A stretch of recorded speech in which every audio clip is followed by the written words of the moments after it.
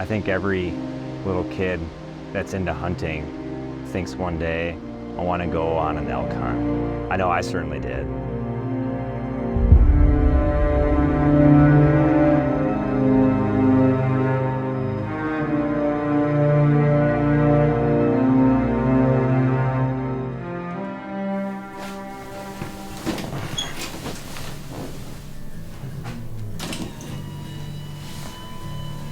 Benadryl hasn't hit yet. I'm Cody Austin. I am an arborist for the city of Madison, Wisconsin, small business owner, and I live in New Glarus, Wisconsin. It's very fulfilling work, and I really can't imagine doing anything else. Like, you can get paid to climb a tree. I can promise you, probably just won't get rich doing it. What I'm doing and what I'm looking for today, this is about a 22-inch diameter honey locust. It hasn't been pruned in a really long time. So what I'm looking for is deadwood, crossing branches, and rubbing branches. Maybe a little bit of ground clearance, because the people that mow over here would really appreciate, I'm sure, if they don't get smacked by the lenses or on the mower. So that's my gift to them.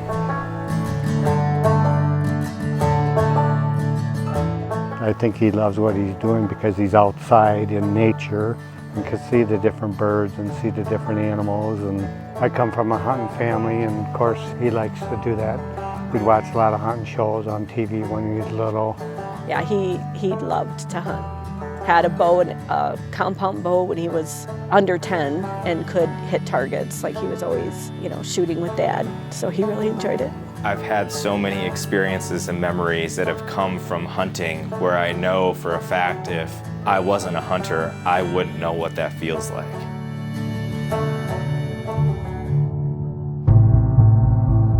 It kind of came on really faint, and from what I've come to learn, that's normal. I started having what felt like a loss of dexterity in my arms. I thought it was work-related. I thought it was being an arborist for, at the time, 9 years leading up to that. I thought I had a pinched nerve in my neck causing bilateral numbness.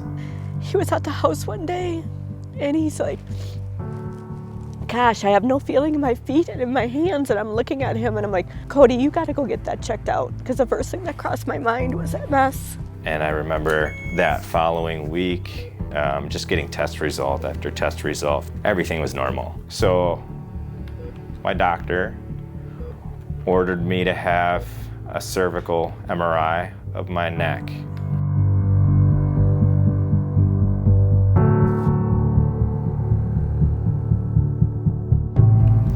I was diagnosed then on August 4th. Obviously, I'm still emotional about it because it's reliving those feelings again. I took the time to grieve it, as anybody should. Take that time to make peace with it. He took it very well. He took it like a champ. Amy and I took it, being the parents, you don't like to be told something like that. But he's a fighter. Post-diagnosis, I was given a clearer lens in which to look through at life. It told me to live in the moment. So at the time, I had 6 preference points for Wyoming elk. It's time to burn those points. I thought, what am I waiting for? I can go do this now, because in 15 years from now, I don't know what this looks like for me.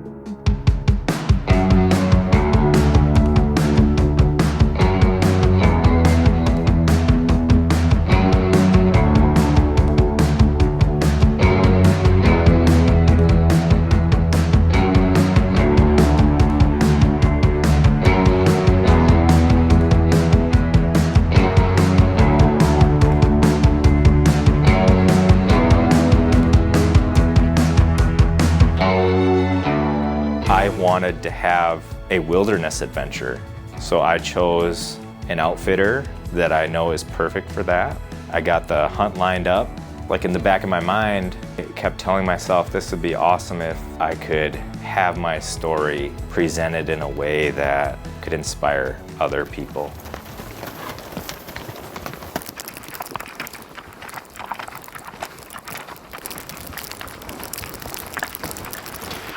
How about that ride in, huh?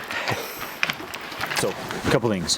When we're riding down hills on the horses that are slick like that, make sure you have good hold of the reins. Yeah, I got it. And keep their head up, because if not, they'll get out of control and they'll slide down off them hills. yeah. So they'll just do what they want to do. So go to it. We got a lot of unpacking to do.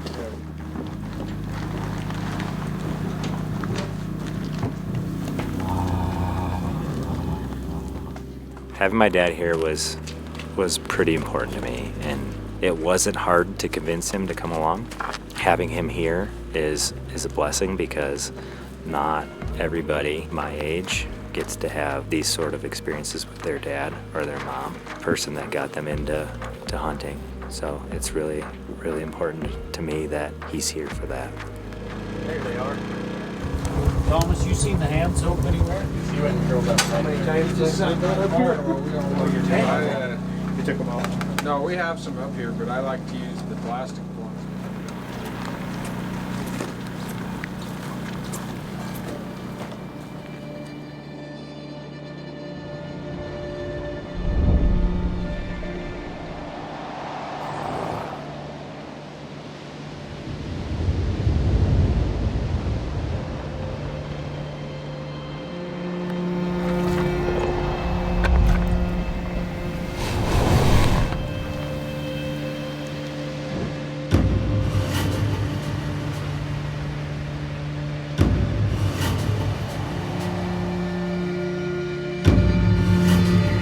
Tuesday morning we wake up, second day at high camp. I think we all went right back to bed because we could hear it hitting the roof. It was like freezing rain-ish. Fog would roll in, then it would get clear a little bit, then it would roll back in, just constant fog.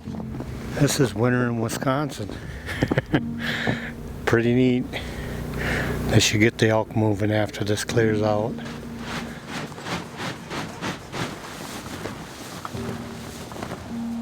These trees are awesome.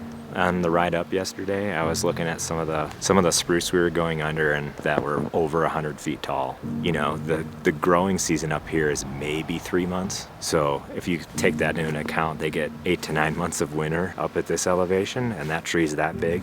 Think of how old that tree is. There's a couple of those that are really humbling to be under and next to. So I was definitely checking out the trees as we're riding up, and they're really pretty with the snow on them. They're perfectly adapted for this climate. If they weren't, they wouldn't be here.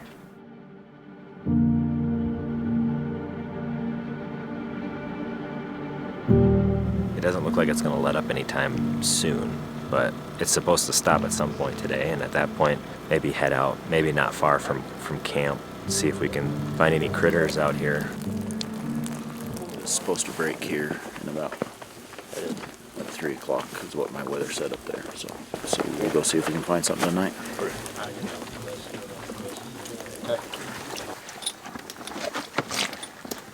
This is my horse. This is Cody, my horse. Ridden by Cody. He's a good boy too. He was a really good ride yesterday. He's very hungry the whole way up though, but he kept me nice and safe, so that's all I can ask for.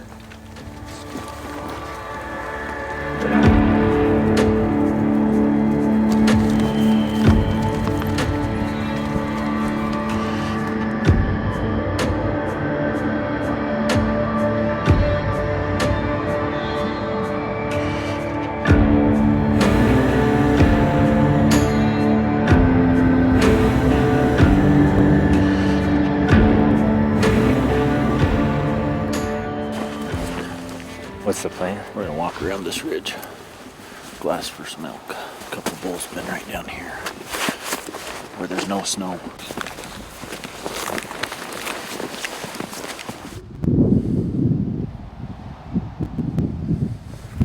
Well, let's see if this is gonna set in on us.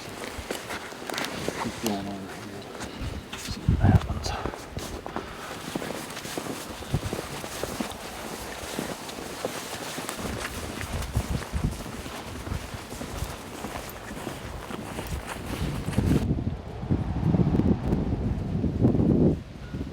Just hiked probably about a mile around the top of the spine of that ridge system here after we got off the horses so we could take a look at this hillside right here that doesn't have any snow on it. We've only seen some mule deer, does and fawns so far. The elk right now are not playing ball with us. We spent about 30 minutes looking for elk right here in this point. The snow is keeping them in the timber though. We'll be back tomorrow when it's sunny and nice and they're gonna be out. We have a date tomorrow here on this point. We'll find them.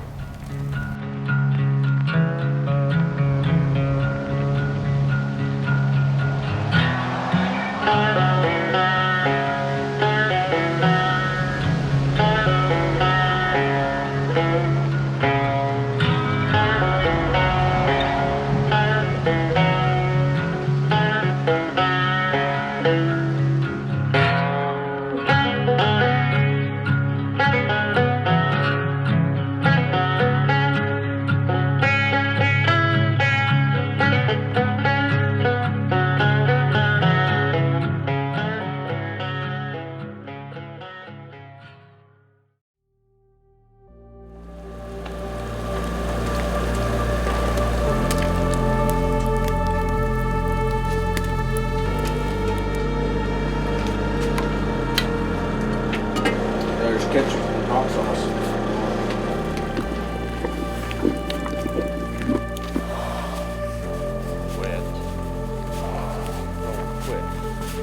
We get up on Wednesday morning at 4:30. So we leave to go look for elk, and at that point we still hadn't seen any elk, hadn't heard any. And we were only about 45 minutes from camp, I'd say, when I spotted those elk across the canyon. And we got off the horses down in the timber, and we knew the elk were not far away. There's 328. We got a big super quad. There's a 6-point right up here. If I get a solid rest on my back, okay. Then come on. We'll lay it down right here.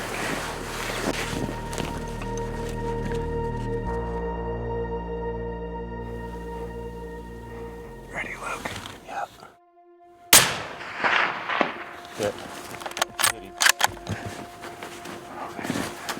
He's going down. Going down. He's down. Yeah, perfect shot, man. Nice job. Congratulations. That's a nice bull, man. It is a really freaking nice bull. It's emotional. It's very rewarding as a parent to watch your kid grow up and do the different things, and then to have them say, you know, this is my dream and I want you to be part of it. Today's October 4th. 2 months ago today, I got an email from Scott from Leupold saying that I had won Project Hunt. August 4th of 2022, I was diagnosed with MS. So I learned I was the winner a year to the day, almost to the same hour when I was diagnosed. And 2 months exactly after I was told that I was the winner of Project Hunt, I think I just killed my first elk. And he's a slammer of an elk. Definitely way bigger than what I was hoping to kill. That couldn't have worked out any better. I can't, stuff like that doesn't happen to us. My dad and I, we have pretty bad luck in general when it comes to hunting. The guy right up there is the real deal.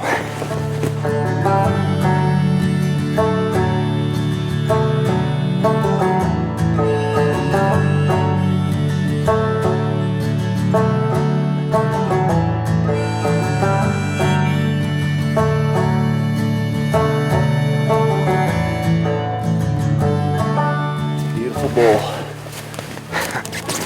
He's a beaut. What you think?